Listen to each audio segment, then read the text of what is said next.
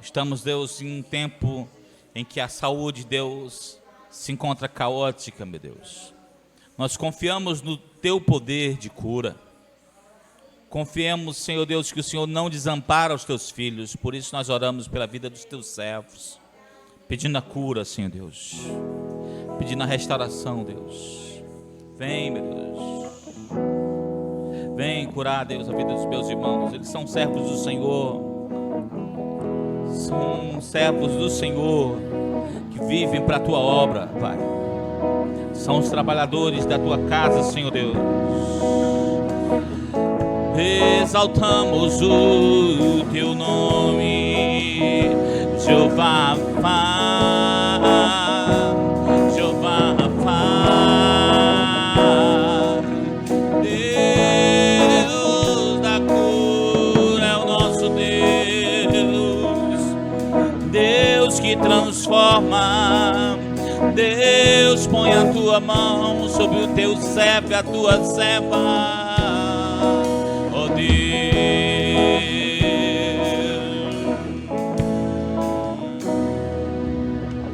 Todas as cidades, povoados e aldeias, percorria Jesus,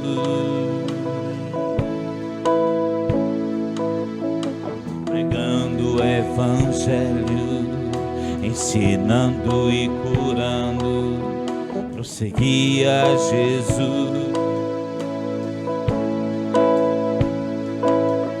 Vendo as multidões, cheio de compaixão, a seara é grande demais.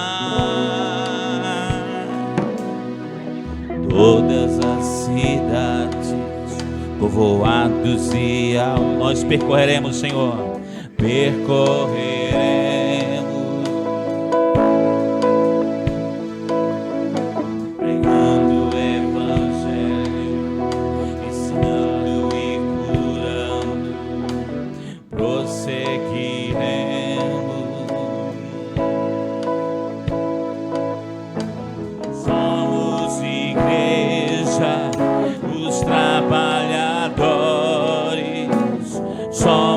Teu corpo, Jesus, somos Teus pés, somos Teus pés, andando em toda parte, somos Tuas mãos, curando e abençoando,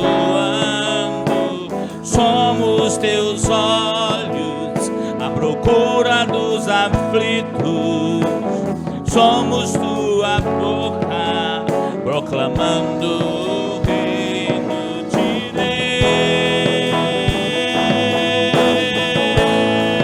Deus. Somos Teus pés, andando em toda parte, somos Tuas mãos, curando, abençoando, somos Teus olhos, à procura dos aflitos, somos Tua boca, proclamando o reino de Deus.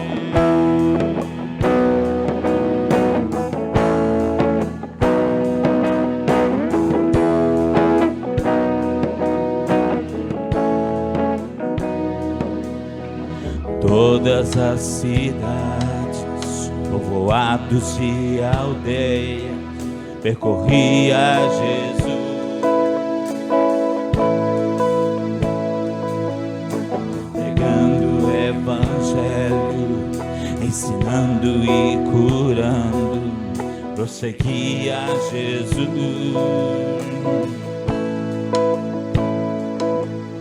Vendo as multidões, cheio de compaixão, a seara é grande demais. Todas as cidades, povoados e nós percorreremos, pregando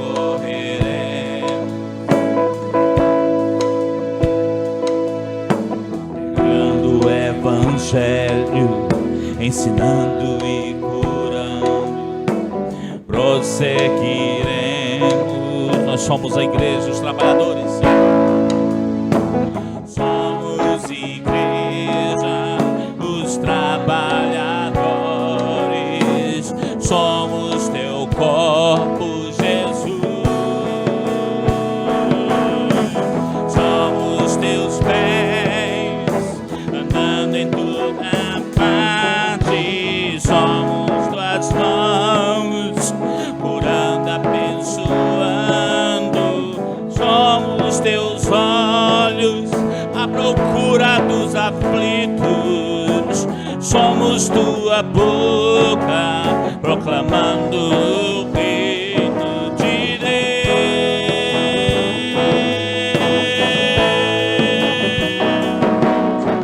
Somos teus pés, andando em toda parte. Somos tuas mãos, curando, abençoando.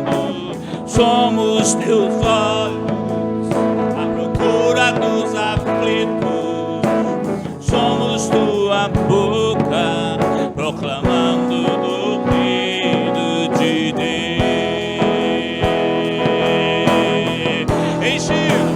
Enche toda a terra do conhecimento da tua glória, através do teu povo. Enche toda a terra do conhecimento da tua glória, através da igreja,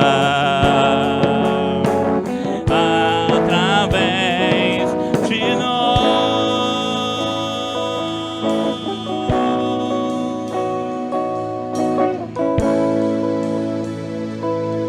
Baixa sua cabeça, feche os olhos. E se você não falou de Jesus para nenhuma pessoa essa semana, é momento de você se arrepender. Não é tempo de priorizar o teu dinheiro, não é tempo de priorizar o teu bem-estar, é tempo de priorizar a pregação do Evangelho. Se você não falou de Jesus para ninguém essa semana, é hora de se arrepender. É hora de falar de Jesus. Jesus não tem inquilinos no seu reino. Jesus tem filhos e servos que obedecem à sua palavra e seguem o ide dele.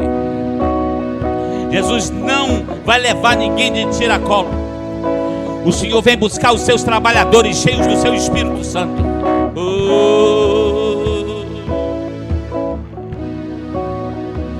Através de nós,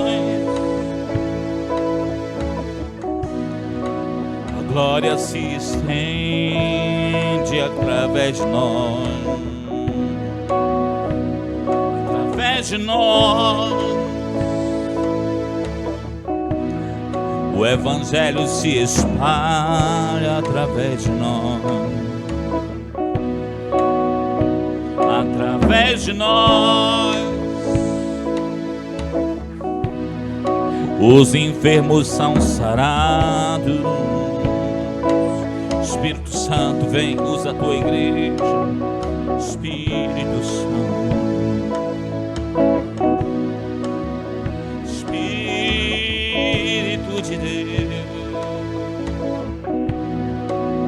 Espírito de Deus.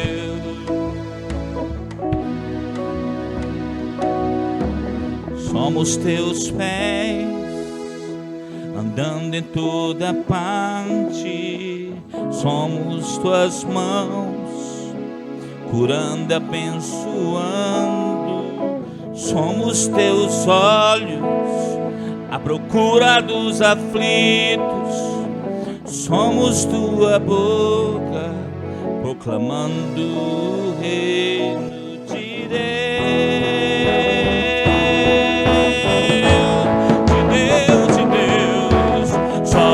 Teus pés, andando em toda parte. Somos tuas mãos, curando, abençoando.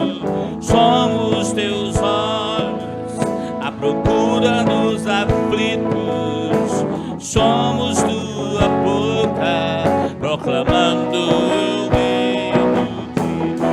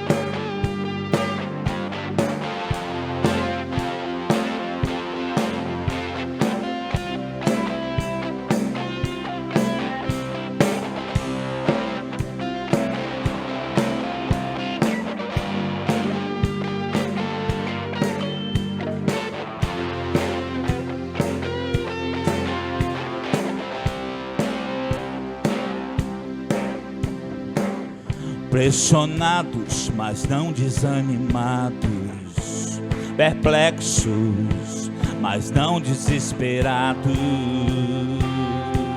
estamos de pé. Seguidos, mas não abandonados, abatidos, mas não destruídos, estamos de pé. Não caminhamos pelo que vemos, o que nos move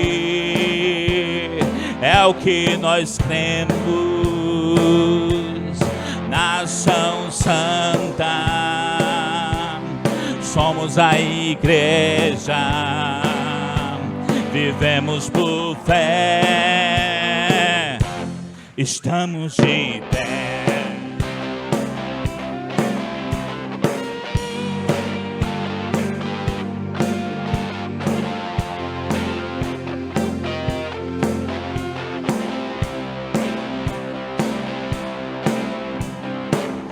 Pressionados, mas não desanimados, perplexos, mas não desesperados, estamos de pé. Perseguidos, mas não abandonados, abatidos, mas não destruídos, estamos de pé. Não caminhamos pelo que vemos, o que nos move é o que nós cremos. Nação Santa, somos a igreja, vivemos por fé, estamos de pé. A perseguição não parou a igreja, o Coliseu não parou a igreja, os leões não pararam a igreja do Senhor. O inferno não pode prevalecer. Vamos avançar, não vamos parar de crescer. Ninguém pode parar a igreja do Senhor. Oh, aleluia! A perseguição não parou a igreja, o Coliseu não parou a igreja, os leões não pararam a igreja do Senhor. O inferno não pode prevalecer. Vamos avançar, não vamos parar de crescer.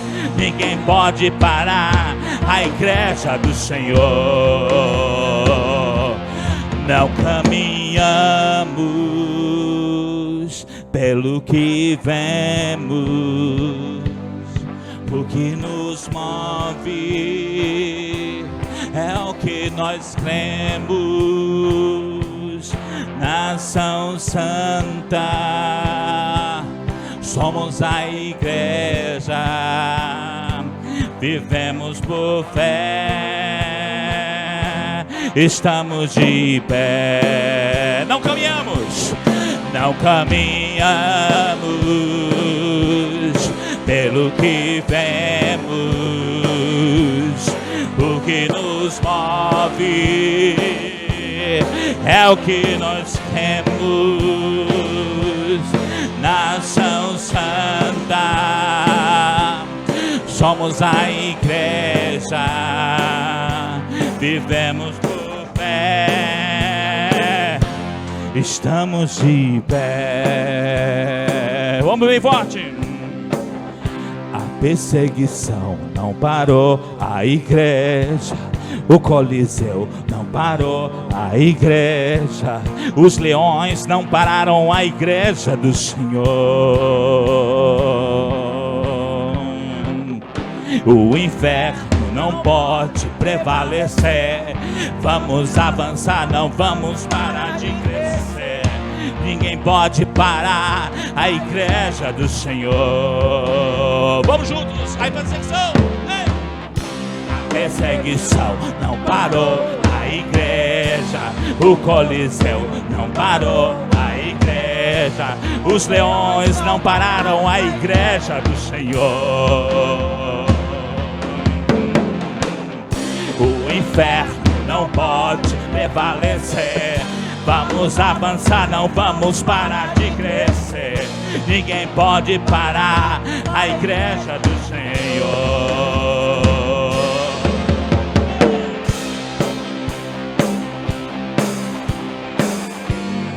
Oh, aleluia!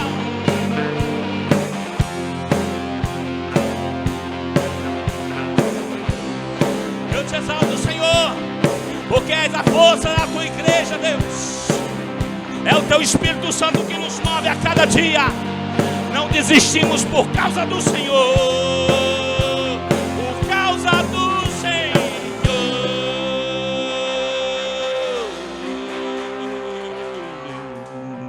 Pode sentar, querido. Glória a Deus. Nós estamos estudando domingo após domingo sobre um tema muito importante para os nossos dias. Qual é? Fim dos tempos. E aí, alguém aprendeu alguma coisa nesses 2 domingos já? Fica para a próxima? Está próximo. E o que você aprendeu nesses 2 domingos que foi importante para você, para a sua vida, que está ajudando você a se preparar? Isso, as 2 coisas mais importantes que foram faladas nesses dias foi isso. Precisamos estar cheios do Espírito Santo e pregar a palavra de Deus. Não adianta pregar a palavra de Deus sem estar cheio do Espírito Santo. O Senhor anda em busca de pessoas que o adoram em espírito e em verdade, quer dizer, pessoas que queiram se encher do Espírito Santo. Sabe? Eu vejo um bocado de gente querendo fazer as coisas de Deus, mas vazio do Espírito Santo, sem conteúdo, sem nada, entendeu? E hoje eu quero falar com você algo muito importante sobre o último dia. Nós temos falado sobre essa expressão no plural, sobre últimos dias. Hoje eu quero falar sobre o último dia, né? Qual é a grande diferença entre últimos dias e último dia? E eu quero já começar cutucando a ferida de todas as igrejas do Brasil, com o versículo que está em Hebreus capítulo 10, versículo 25. Você achou? Olha o que diz. Para mim é formidável ver que o escritor de Hebreus estava escrevendo para uma igreja que já estava vendo a perseguição, já estava vendo as ameaças contra o povo de Deus. E olhe o que ele diz em Hebreus capítulo 10, versículo 25. Vamos ler juntos. Não deixemos de reunir-nos como igreja, segundo o costume de alguns, mas procuremos encorajar-nos uns aos outros, ainda mais quando vocês veem que se aproxima o dia. Que dia é esse? Domingo, segunda-feira? O dia final. O dia final. Os cristãos da igreja primitiva, eles tinham ciência sobre os últimos dias, e que esses últimos dias tinham iniciado com a vinda de Jesus e se encerraria com a segunda vinda de Jesus. Esta fase, ela seria marcada com muitos empecilhos, com muitas dificuldades, para enfraquecer as instituições denominadas igrejas e fortalecer os crentes genuínos. Então, atente para o que eu estou te dizendo. As instituições denominadas igrejas vão enfraquecer, e os crentes em Cristo, genuínos, vão se fortalecer. Porque se tem uma coisa que as perseguições fazem com o povo de Deus, é fortalecer a fé dos crentes. Atentem para a recomendação que é dada para os irmãos em Cristo aqui no livro de Hebreus. Atentem para a recomendação. Qual é a recomendação? Não deixemos de reunir-nos como igreja. Não devemos deixar de se reunir como igreja. Gente, atente para isso aí. Nós já estudamos nessa igreja que Satanás, ele sabe das Escrituras e sabe das recomendações deixadas da palavra de Deus para a igreja. Sabe o que está escrito na palavra de Deus que vai deixar a igreja mais preparada, mais forte, mais saudável. Não congregar é uma esplêndida armadilha para enfraquecer aquelas pessoas que são inconstantes na fé. É uma esplêndida. Então, o inimigo, por conhecer essa palavra, ele vai tentar fechar as igrejas. Porque é uma ideia formidável. É uma ideia formidável. A recomendação do Hebreus é: quando vocês vão vendo que o dia está se aproximando, em vez de vocês deixarem de se reunir, não, aí é que vocês têm que se reunir mesmo. Aí é que vocês têm que se reunir mesmo. Nessa recomendação, o escritor de Hebreus tem um agravante aí. Nós precisamos ficar reunidos, ainda mais que a gente está vendo que o dia se aproxima. Olha, se o escritor de Hebreus escreveu isso naquele tempo, já precavido sobre a vinda do dia, gente, nós não podemos cair nessa armadilha.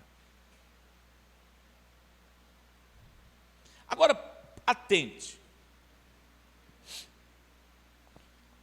Nós temos feito, e muitas igrejas têm feito, culto online, estudos bíblicos online, né?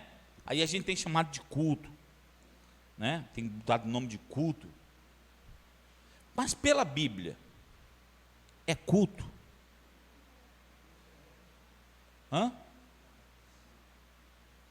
Né? Quem lê a Bíblia sabe. Pela Bíblia, é culto? Não é. O culto tem uma esfera muito mais poderosa do que uma transmissão. Mas o irmão está habitando lá, amém, glória a Deus, lá no chat. Mas não é vivenciado a comunhão no Espírito. É ou não é? Então, é até errado a gente chamar de culto online.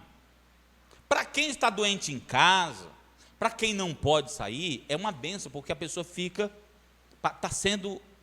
conectada, está sendo ministrada de alguma forma, mas ela não está no culto. Ela está ouvindo.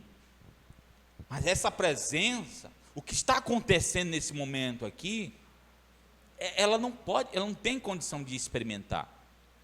Entendeu? Eu conversei com algumas pessoas que gravam música. E aí, a gente que trabalha com música, somos muito chatos, né? Já viu quando a gente olha outra pessoa tocando, a gente fica assim, ó, curiando. Quando a gente se vê tocando, a gente faz assim, ó. Já viram isso? Né? A gente está vendo o outro tocando, hein? Quando é a gente tocando, a gente está se vendo tocando.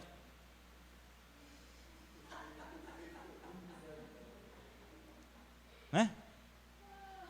E aí, por quê? O músico, ele sabe, e eu vou dizer isso aqui de uma forma muito prática, humana, para a gente entender o que é que acontece também no espiritual. O músico, ele sabe que ele faz aqui uma apresentação excelente, todo mundo canta, todo mundo experimenta, há uma atmosfera musical, e aí quando é gravado, não sai nem 30% do que foi apresentado naquele ambiente. Nem 30%. Mesmo com as melhores tecnologias, os melhores programas, não sai. Aí vem, hoje a gente assiste os DVDs, aquele culto foi uma benção, tal, é muita edição. É mais edição do que, se você for ver ao vivo, não sai do mesmo jeito. Não é a mesma coisa. Entendeu? Então, muito do que se faz no culto online, os irmãos vão experimentar muito pouco. Muito pouco. Muito pouco. Estamos contra o que está acontecendo? Não, estamos dizendo a realidade. Estamos dizendo a realidade. O que está acontecendo no Brasil com as igrejas fechadas, transmitindo cultos online, não é culto, porque culto tem coisas muito mais poderosas e intrínsecas neles. Estamos vivendo em este tempo e ainda tem muitas pessoas dormindo em relação às Escrituras. O inimigo sabe que a melhor forma de destruir o rebanho é deixando ele disperso. Não congregar é um lodo escorregadio que tem freado, distraído a igreja e que não está vendo o dia se aproximando, não está vendo que o dia está próximo. A comunhão da igreja faz o que o mundo jamais vai compreender. Quando a igreja está reunida, acontecem coisas, igrejas de Deus. Não estou falando de igrejas de show, não estou falando de igrejas de pastores popstar. Estamos falando de igrejas sérias. Quando a igreja de Deus está reunida, acontecem coisas que o mundo jamais vai compreender. Lá no livro de João 13,35, o Senhor Jesus Cristo disse que a igreja mostra para o mundo que eles são discípulos dele. Há uma manifestação da presença de Jesus ao mundo, que a igreja e que aqueles irmãos são de Deus, e eles vão perceber que eles são de Deus na comunhão da igreja. Lá no Salmo 133:1 diz: como é bom e agradável viver unidos os irmãos, é agradável a Deus. E no final do Salmo diz: ali habita a bênção do Senhor. Quando estamos reunidos, a bênção de Deus é manifesta, e Deus se agrada. Se tem uma coisa que a pandemia vai ensinar, é a você valorizar as relações com a sua igreja, valorizar cada momento. Até reunido com o irmão, vai orar com ele, aproveita, vai visitar o irmão, ora com ele, lê a palavra com ele. É o momento de aproveitarmos cada instante para nos edificarmos, porque isso é agradável a Deus. Eu acho maravilhoso como Jesus reduziu o número de pessoas para ser denominado igreja. Disse: onde estiverem 2 ou 3, eu estou no meio deles. Não precisa uma grande multidão, não precisa dessa estrutura predial. Onde estiverem 2 ou 3, o Senhor está sendo manifesto no meio deles. Quando nós estamos reunidos, como diz Mateus 16:18, as portas do inferno não prevalecem contra a igreja do Senhor. Agora, se essa igreja não está reunida, ela avança como? Estão entendendo? Então, a igreja reunida, a igreja unida, tem um poder espiritual sobrenatural. Lá em Mateus 5,14, veja o que diz Mateus 5,14. Eu acho que a luz não prevalece sobre as trevas, é isso? Mateus 5,14. Olha o que fala. Mateus capítulo 5, versículo. Vocês são a luz do mundo, né? Vocês são a luz do mundo. Não se pode esconder a cidade construída sobre o monte. Vocês são luz do mundo. Então, não diz que você é, diz vocês. Vocês, não é assim que tem na sua Bíblia, não? Vocês. Então, quando estamos reunidos é que somos luz. Quando estamos reunidos é que somos luz. É como igreja. Não adianta você bater no peito e dizer, eu sou igreja. Você não é igreja nem aqui, nem na China. Na China é que não é mesmo.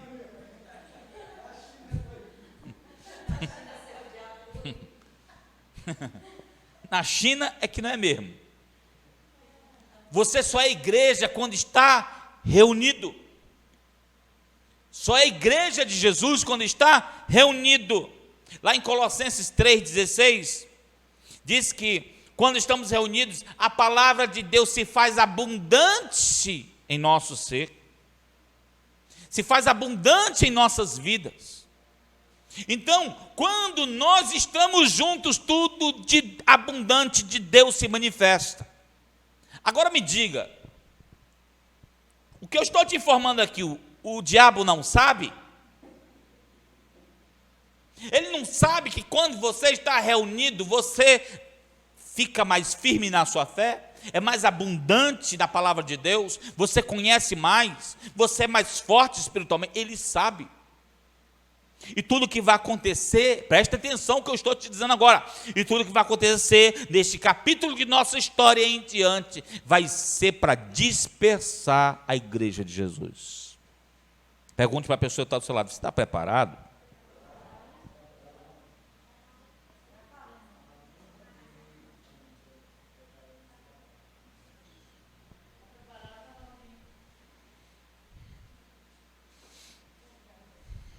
Quem já passou 15 dias sem ter contato nenhum com o pessoal da igreja?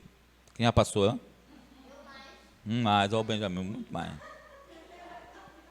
É? Já viram quanta besteira você faz? Porque não está sendo edificado, porque não tem comunhão? Né? Você percebe que sua vida vai esfriando. Você não pode também ser dependente de culto. Né? Do mesmo jeito tem um alcoólatra, tem um cultólatra. Cultólatra. É. Eu já vi cultólatras aqui. Ai, tem que ser no templo. Aí vê isso aqui como sagrado. Quando chega aqui, só falta beijar essas colunas. Aí diz assim, meu Deus do céu. Vai para o inferno com a coluna, com tudo. Que nojo, beijando a coluna.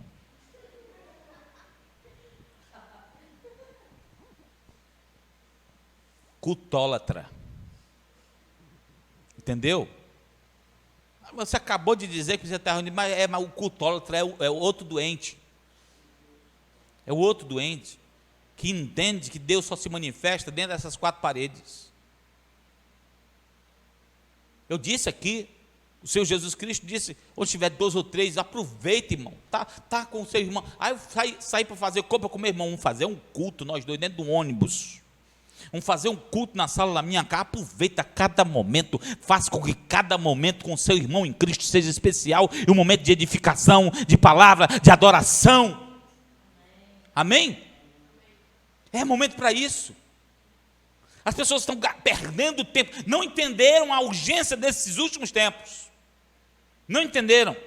Há uma expressão que tem muito a ver com o nosso estudo aqui hoje, que está aí nesse versículo de Hebreus, que faz muita diferença aí, sobre a diferença entre últimos dias e o dia, ou o último dia. O Hebreus diz o dia, né? Que é chamado de o último dia. Últimos dias, presta atenção. Últimos dias, no plural, é o período onde Jesus veio, na primeira vinda de Jesus, até a sua segunda vinda. Nós estamos, como diz assim, chegando no finalzinho da história. Estamos no finalzinho. Nós estamos exatamente naquela parte em que a nossa irmã Jamila leu de Mateus. Estamos no princípio das dores. E aí tem o último dia, que é chamado de o dia da sua vinda. O dia da sua vinda, é o que é confirmado lá em Mateus capítulo 24, veja comigo, Mateus 24, versículo 30, diz assim, ó, então aparecerá no céu o sinal do Filho do Homem. Vamos ler juntos? E todas as nações da terra se lamentarão e verão o Filho do Homem vindo nas nuvens do céu com poder e grande glória. Esse é o dia. Esse é o dia. Ele virá. Amém? Já vimos nos domingos anteriores que uma das marcas do período chamado de últimos dias é a presença do Espírito Santo nos crentes em Jesus, e esse Espírito Santo, ele era visto como a garantia de que esses últimos dias não durariam para sempre. Um monte de gente que não tem Jesus dentro das igrejas está querendo que os últimos dias não acabem. Eu quero curtir mais um pouquinho, né? Aí vem a Maria dizendo, eu nem casei ainda. Aí o Arnaldinho lá, eu queria conseguir pelo menos uma namorada. Não sei se vai dar tempo. Não sei se vai dar tempo. Entendeu? Então, o Espírito Santo, ele é essa garantia de que esses últimos dias não vai durar para sempre.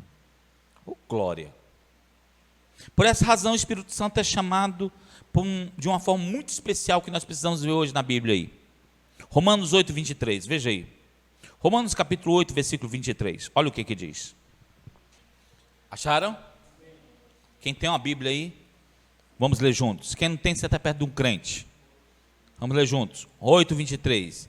E não só ela, mas nós mesmos, que temos as primícias do Espírito, também gememos em nós mesmos, esperando a adoção, a saber, a redenção do nosso corpo. Eu não sei se minha tradução está a mesma dos irmãos. Está diferente, né? Mas eu escolhi essa aqui porque está mais próxima do original. Eu sempre vou fazer isso. Quando a NVI não estiver próxima, eu vou dizer. Quando a outra estiver mais próxima, eu também vou dizer. Né? Às vezes as traduções, elas chegam mais próximas do que a outra. E essa que eu trouxe aqui é a mais próxima. Diz aqui, ó, que temos o quê? A primícia. Como é que tem a NVI? Primeiros frutos, né? Quem lembra que as primícias eram os primeiros frutos, né? E diz que essas primícias, as primícias do Espírito Santo. O Espírito Santo é chamado de os primeiros frutos, ou os frutos da colheita, as primícias da colheita, que ainda vai ser efetuada. Quando que vai ser efetuada essa primícia da colheita? Essa primeira colheita? Na vinda de Jesus, quando vier buscar a sua igreja. Tem gente que diz assim, Jesus vem me buscar. Jesus vem buscar o Espírito dele que ele deixou na terra. Que por acaso, pela graça do Senhor, está dentro de você. E ele vem buscar o Espírito e você vai de tiracolo. Pela graça. Por favor, não chegue no céu pensando que você é melhor do que ninguém, porque ninguém vai chegar no céu dessa forma. Vão chegar lá como um bando de desgraçados agraciados. E é esse Espírito Santo que ele veio buscar. O Espírito Santo é chamado de primícias da colheita, dessa vinda, ele vai vir buscar. Tanto nós, os crentes que estamos vivos, como os crentes que já morreram, estão aguardando o que diz aí nesta palavra aí, resgate do nosso corpo, tem assim? Ou a redenção do nosso corpo, né? Ele é o resgate, a redenção do nosso corpo, e a transformação desse corpo corruptível em um corpo incorruptível. Então esse resgate, esse corpo não é o seu corpo mais. Esse corpo, você tem que estar de olho no outro corpo que você vai ter. Aí vem um nobre que diz assim, tomara que eu tenha cabelo no outro corpo. Né? Eu quero ficar desse jeito, eu acho tão bonito.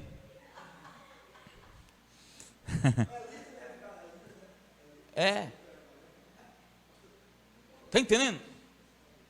Então, o crente, ele anda de olho no outro, no corpo transformado, cheio de glória, sem pecado.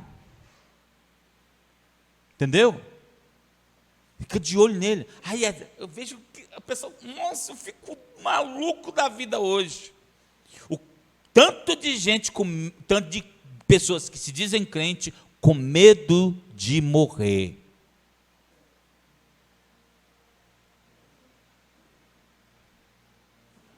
Um medo de morrer. Eu queria que você, que tem medo de morrer, fizesse uma entrevista com Pedro, crucificado de cabeça para baixo. Eu queria que você voltasse no tempo e chegasse para ele e perguntasse assim, sem maldade no coração: Pedro, tu está com medo de morrer? Eu acho que mesmo ele cheio de dor, ele ia rir da sua cara.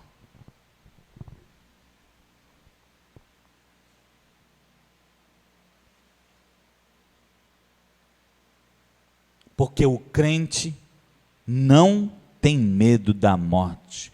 A Bíblia diz, a gente tem um ditado velho besta chamado, diz assim, ó, tem jeito para tudo, menos para a morte, né? Diz assim, né? Até a morte Jesus deu um jeito, irmão. Jesus disse que a morte é o nosso último inimigo a ser vencido. Até na morte Jesus deu um jeito. Não é à toa que ele diz, eu sou a ressurreição e a vida. Quem crê em mim, ainda que morra, verá. Até na morte ele deu um jeito para você. Aí você fica, eu tenho medo de morrer. Medo de morrer.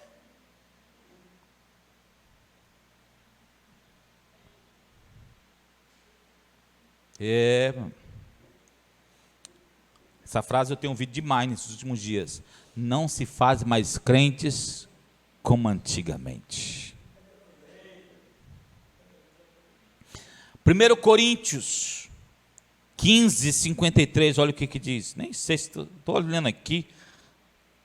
Espero que eu esteja acertando todas as minhas referências aqui.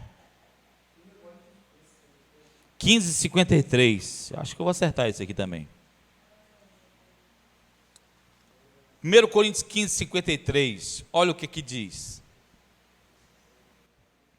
Pois é necessário que aquilo que é corruptível se revista de incorruptibilidade, e aquilo que é mortal se revista de imortalidade. Sabe como o Senhor vê a tua vida agora em Cristo Jesus? Como imortal.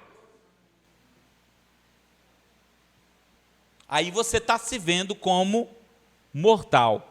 E Jesus dizendo assim, eu já estou te vendo como mortal, mesmo que você morra, você viverá. Por causa do quê? Por causa do Espírito. Ah, mas mesmo com essa palavra eu tenho medo de morrer. É, porque você não tem o Espírito. Quem não tem o Espírito de Deus tem que ficar apavorado. Tem que ficar amedrontado com essa palavra. Tem que ficar em pânico com essa palavra. Porque imagina, você não vai estar no céu com Deus se você não tem o Espírito de Deus guiando a sua vida, as suas atitudes, se você não é templo do Espírito Santo de Deus. Isso não vai acontecer com você. Veja Efésios capítulo 1, versículo 13 e 14. Efésios 1, 13 e 14. Vamos ler juntos. Quando vocês ouviram e creram na palavra da verdade, o evangelho que os salvou, vocês foram selados em Cristo. Tem assim na sua Bíblia? Selados em Cristo com o quê? Com o Espírito Santo da promessa, que é a garantia da nossa herança até o quê? A redenção daqueles que pertencem a Deus para o louvor da sua glória. Estão entendendo agora o resgate, redenção? Qual é a garantia de que você vai ser resgatado, vai ser redimido dessa terra? O Espírito Santo. E diz aqui que ele selou. Ele selou. Você sabe como é que eram os selos antigamente? Eram marcas, né? Em cera, né? Exatamente, cera. Era marcado, aquilo ali fechava, lacrava as cartas antigas e os documentos. Aí era selado. E é isso que o Paulo está escrevendo para mim e para você. Você sabe por que você vai para o céu? Porque você já foi marcado com o Espírito Santo da promessa. Você foi marcado. Há uma marca. Aí tem gente que diz assim, presta atenção que eu vou dizer. Tem gente que acha que a marca é interna. As cartas eram seladas por fora. Quando você tem o Espírito Santo, todos veem que você tem. Um dia eu fiz umas perguntas aqui, acho que foi numa roda de salvação. Era, você vai para o céu? Aí algumas pessoas deram as respostas mais esdrúxulas. Presta atenção aqui, André, para você ir para o céu. Mais esdrúxulas. Algum respondeu assim, ó, eu não sei, o que é que os outros acham disso, de mim?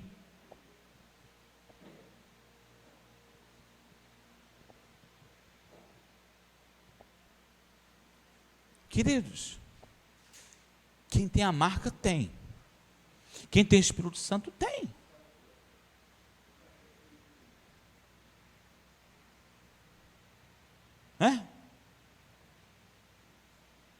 As pessoas ainda fazem isso hoje, marca boi, né?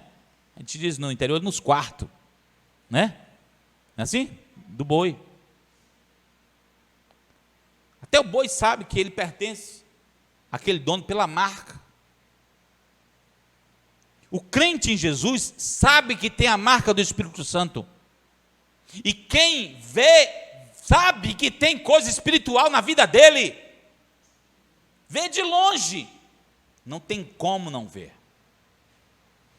O Espírito Santo é a garantia da nossa herança e do nosso resgate, da nossa redenção. O que garante que iremos estar no céu com Cristo é a vida do Espírito Santo em nós. Ele é quem nos guia em toda a verdade. Ele é o selo, é a marca da presença de Deus em nossas vidas. E olha o que diz o escritor, o Paulo, diz que é a garantia da nossa herança até a redenção daqueles que pertencem a Deus. Tem assim na sua Bíblia, que pertence a Deus? Ele é marcado, olha só, é marcado e ele não é mais dele mesmo, ele pertence a Deus, é propriedade de Deus. Quem aguarda, quem são as pessoas que aguardam a vinda de Jesus o mais rápido possível, dizendo, Maranata, ora vem Senhor Jesus. Quem são essas pessoas? São os que vivem mediante o Espírito Santo. Porque quem não vive mediante o Espírito Santo, está aí dizendo assim, Jesus não vem não, senão eu estou frito. Não vem não, porque senão eu vou bater nas portas do inferno. Gálatas 5:5, veja o que diz. Não é por outro meio que o crente consegue essa redenção. Não é por outro meio que o crente consegue ser justificado. Não é por outro meio que o crente tem outra esperança. Só tem essa esperança de ir no céu. Qual é? Vamos ler Gálatas 5:5, diz assim, pois é mediante o Espírito que nós aguardamos pela fé ao quê? A justiça, que é o quê? A nossa esperança. Quantos tem esperança de ir para o céu? Se o Espírito Santo estiver na sua vida, essa esperança, ela está latente na sua vida. Ela é forte. Você não vai nem se importar com perdas nesse tempo. Você vai nem se importar com tudo que vai. Gente, os valores vão mudar para os crentes. Totalmente. Porque o que vai valer é o que diz a palavra de Deus, está tão perto. Precisamos hoje distinguir muito claramente sobre os últimos dias e o último dia, porque nós estamos chegando no fim dos últimos dias. Está chegando o dia. O Senhor Jesus tem muito para nos ensinar sobre o último dia. E eu não queria que você desconectasse, nem piscasse no que ele vai dizer agora para você. João 6,39, olha o que Jesus diz. O próprio Jesus tem muito a nos ensinar sobre o último dia. João 6,39. Acharam? Diz assim: esta é a vontade daquele que me enviou, que eu não perca nenhum dos que ele me deu, mas eu os ressuscite no último dia. O último dia é conhecido como o dia da ressurreição dos mortos que são de Cristo. Uma das verdades reais do cristianismo é a ressurreição dos mortos. Por isso que Jesus até expressa que quando o Lázaro morreu, ele diz assim: não, ele apenas dorme. A morte para o crente não é morte, né? É um sono. Mas ele vai ser ressuscitado. Entendeu? Vai ser ressuscitado.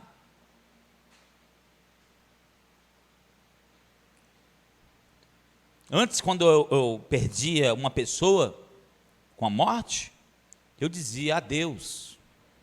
Hoje, estou dizendo, até daqui a pouco.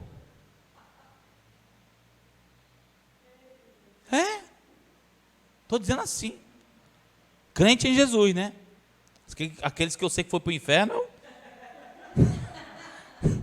não diga isso não.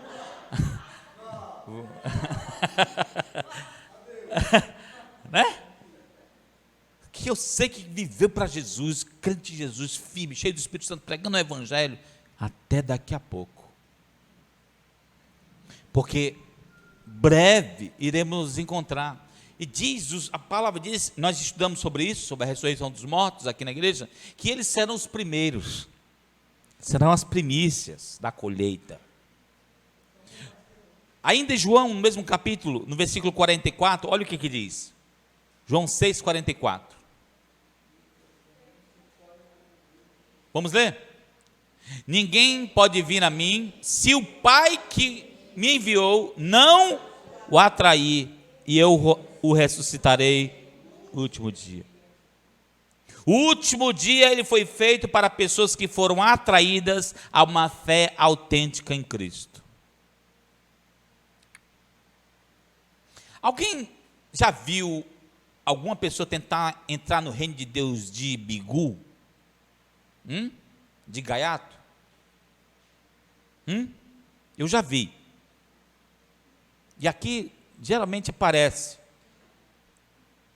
os que querem entrar no ônibus sem pagar passagem. Entendeu?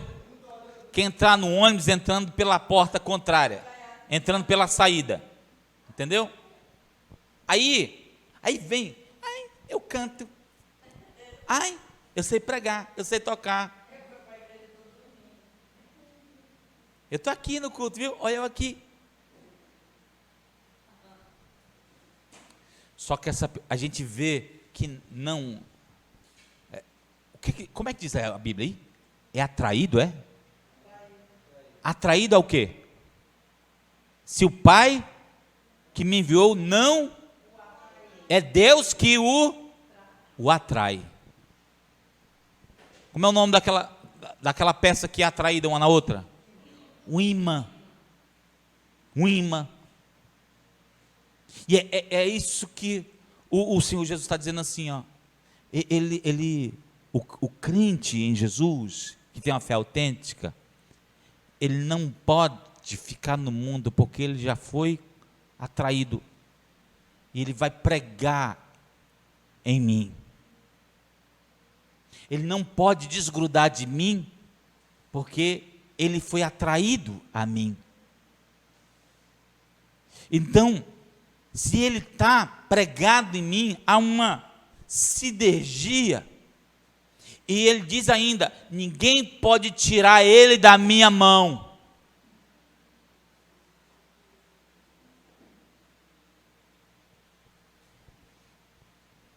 Eu vejo a preocupação dos maridos com as esposas. Eu não sei se minha esposa é crente. Eu vejo a preocupação das esposas com os maridos. Eu não sei se meu marido é crente. Eu vejo a preocupação dos filhos com os pais. Eu não sei se meus pais são crentes. Eu vejo a preocupação dos pais com os filhos. Eu não sei se meus filhos são crentes. Se as pessoas dentro de casa não sabem.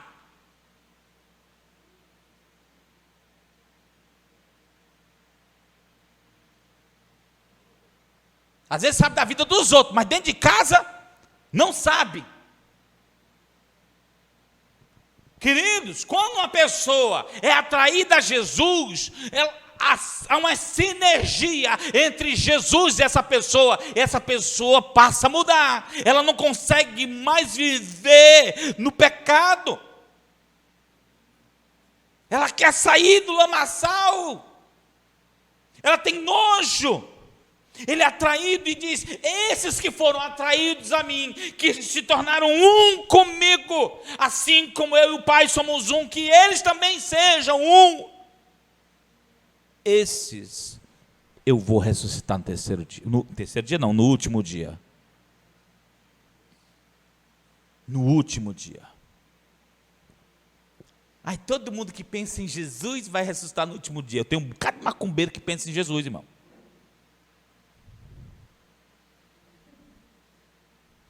Um dia eu perguntei para o macumbeiro lá no Bom Jardim: você teme a Deus? Oxalá, temo a Deus demais.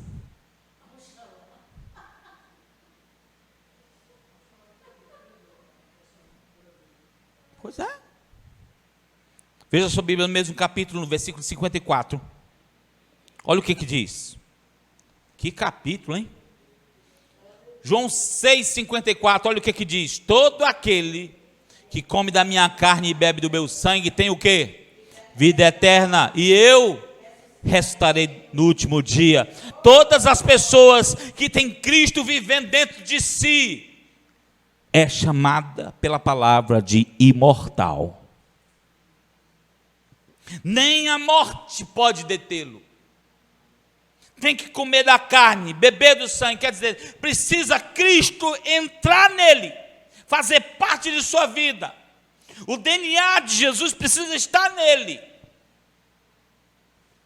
Um dia eu vou dar um estudo só sobre esse versículo, a carne e o sangue, para você ver a gravidade do que Jesus estava dizendo.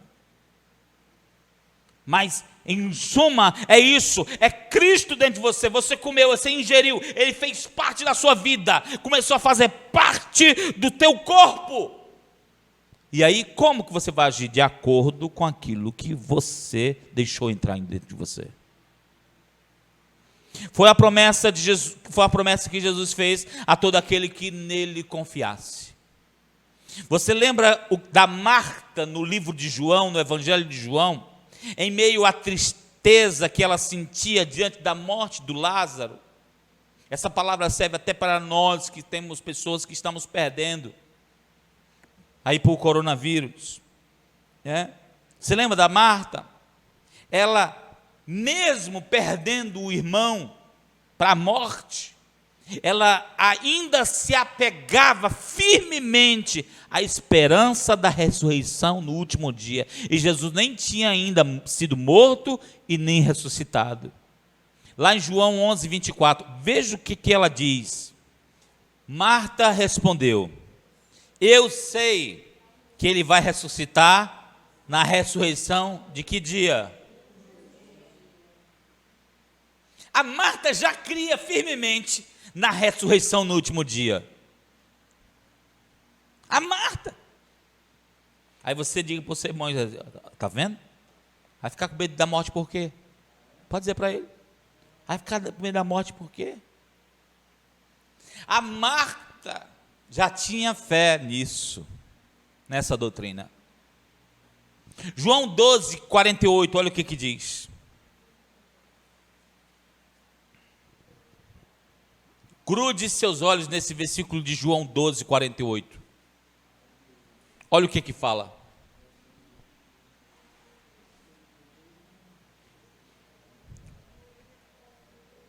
Evangelho de João, capítulo 12, versículo 48, diz assim: há um juiz para quem me rejeita e não aceita as minhas palavras.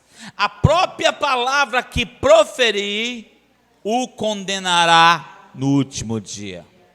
Eu tenho dito vezes após vezes, este evangelho, viu, Arnaldo, viu, Maria, este evangelho que temos pregado nesses dias, ele tem duas funções: salvar você ou condenar você. Esse mesmo evangelho tem essas duas funções: ou salva ou condena. E olha o que diz assim, ó, olha o que Jesus disse: há um juiz para quem me rejeita. Tem assim na sua Bíblia? Rejeita. A outra expressão, rejeita e não aceita.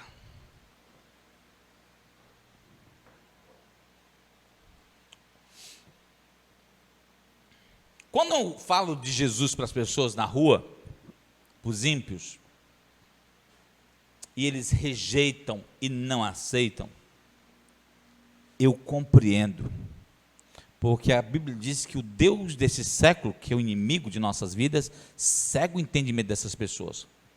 Mas o lugar que mais me entristece é ver pessoas que rejeitam e não aceitam a palavra dentro das igrejas. E como não aceito e rejeito? Porque você não vive. Você escuta, mas aquilo não faz parte da sua vida. Você até chora no culto, se emociona, dói no teu coração, mas quando chega no dia seguinte, o Satanás já roubou aquela palavra do teu coração. Você nem lembra o que aconteceu. Chega no domingo que vem, o pastor pergunta assim: ai, Val, domingo, eu não lembro nem o que eu comi domingo. É que a palavra não fez parte da sua vida. Ela você não aceitou ela. Você rejeitou. Você rejeitou.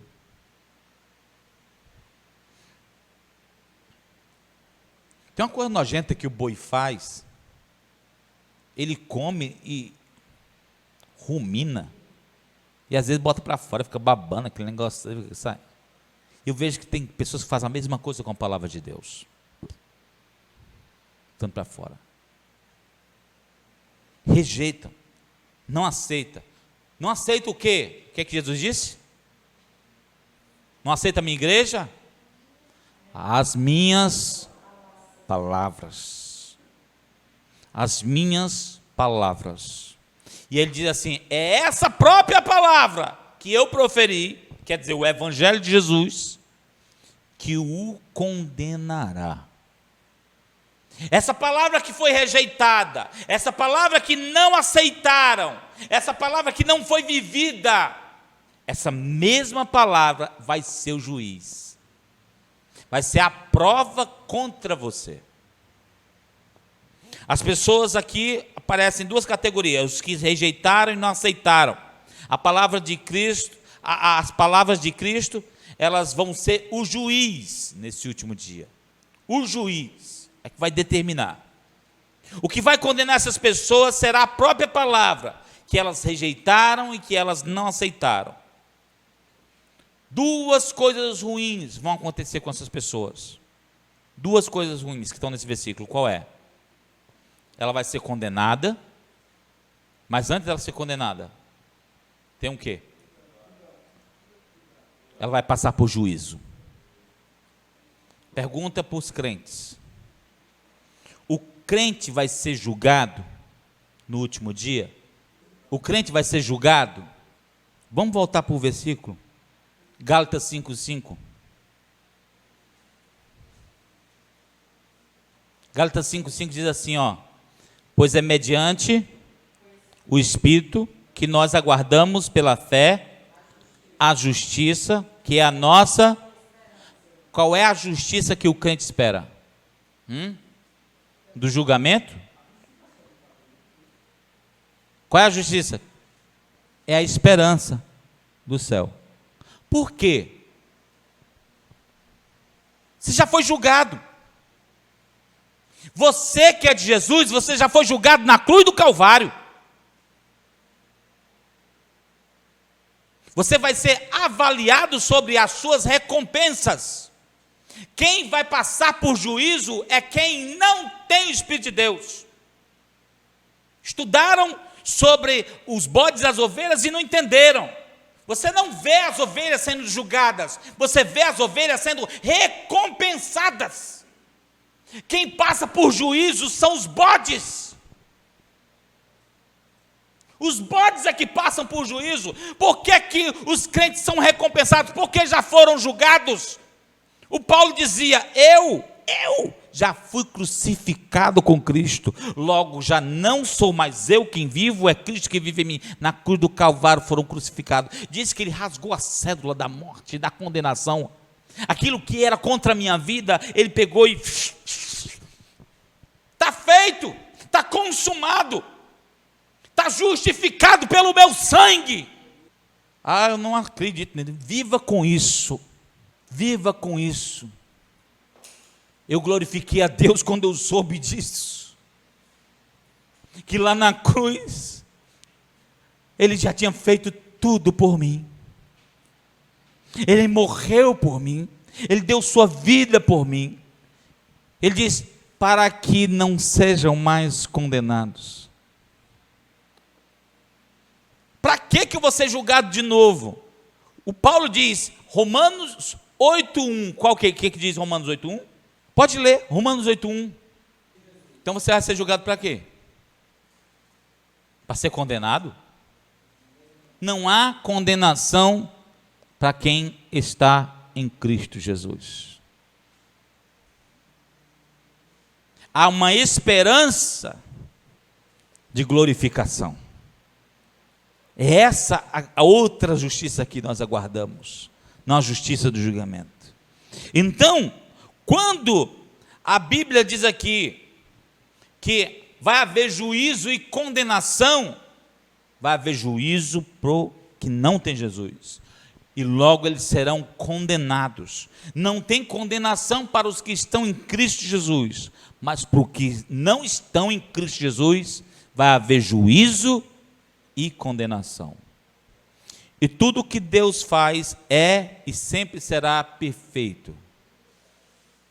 Ele é perfeito no julgar, Ele é perfeito no condenar.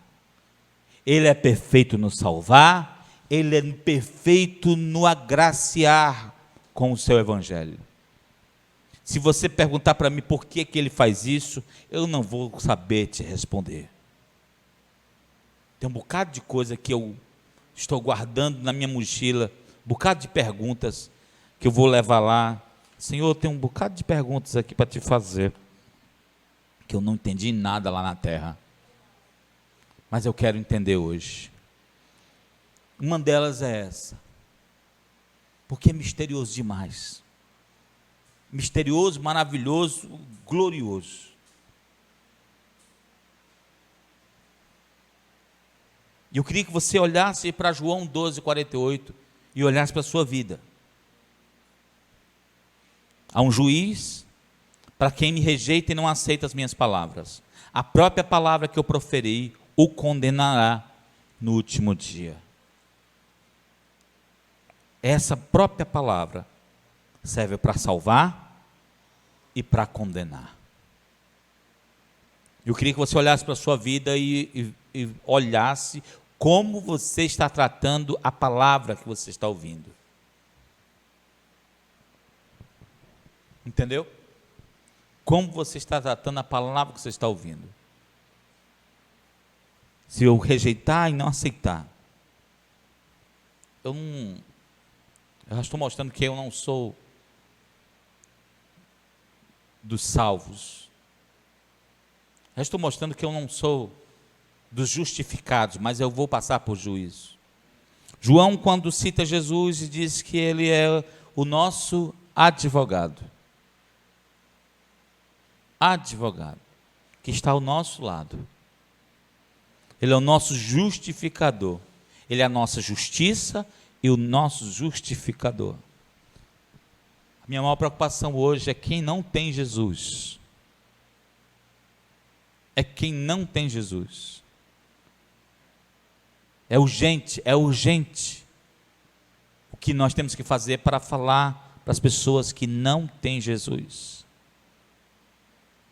Você que está assistindo, você que está aqui, que você não tem Jesus, escuta o Evangelho, mas ele não muda a sua vida não anda do mesmo jeito mais. Hoje é o dia de você entender que o Senhor tem palavra de salvação para a tua vida. E se você não aceita essa palavra no teu coração, essa mesma palavra o condenará. O condenará. Jesus, quando falou por seu discípulo, disse: se você se envergonhar de mim, eu vou me envergonhar de você. É assim. Uma ação sua vai determinar uma reação dele. Hoje é dia de você refletir sobre isso. Minhas ações com a palavra de Deus. Eu estou deixando essa palavra mudar a minha vida. Eu vivo essa palavra. Eu tenho o selo da promessa do Espírito. Eu vivencio. Está chegando o último dia. E como eu vou estar diante do Senhor no último dia? Não é só para você pensar. É para você pensar, interiorizar e mudar. Baixe sua cabeça, feche os olhos. Vamos orar. Tua palavra, Senhor, é poderosa.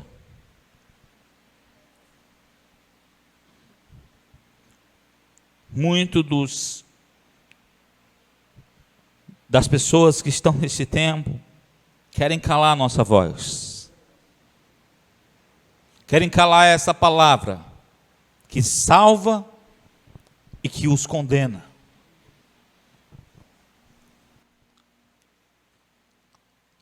Eu sei, Senhor, que eu estou numa geração onde as pessoas preferem a mentira do que a verdade. Eu sei, meu Deus, que eu estou numa geração onde as pessoas preferem os prazeres do que a santidade. Eu sei, meu Deus, que as pessoas preferem um evangelho de palha do que o alimento sólido do qual Jeremias engoliu. Eu sei, meu Deus, que estamos vivendo em um tempo de engano, enquanto a tua palavra tem trazido esclarecimento, iluminado o nosso entendimento.